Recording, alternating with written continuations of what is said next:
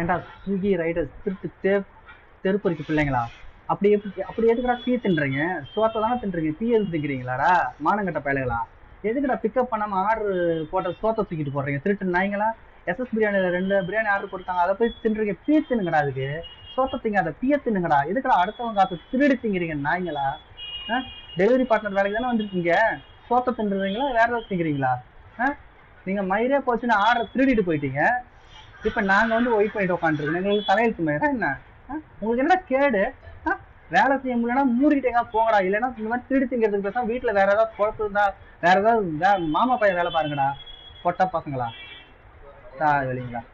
இல்லைண்ணா மக்களே, நான் வந்தேன் மக்களே, வந்தா ஆர்டர் போட்டிருந்தாங்க, வந்து பார்த்தா கஸ்டமர் அவங்க கிட்ட கேட்டாக்கா, இல்லைங்க இது 1 ஹவருக்கு முன்னாடி வந்து ஆர்டருங்க, அந்த ஆள் திருடிட்டு போயிட்டான் பிக்கப் போடாம அப்படின்னு கடைக்காரங்க சர்வசாதாரணமா சொல்றாங்க. நான் போய் கடைக்காரன் சண்டையா போட முடியும்?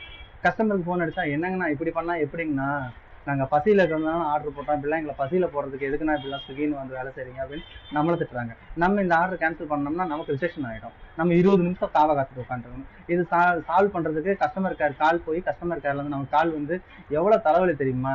ஏதோ ஒரு நாய், எச்ச நாய், அவன் அப்பா ஆத்தா ஒழுக்கமாக வளர்த்துருந்தா இதுங்கெல்லாம் ஏன் இப்படி தெரிய போகுது? மான கட்ட பயலுங்க.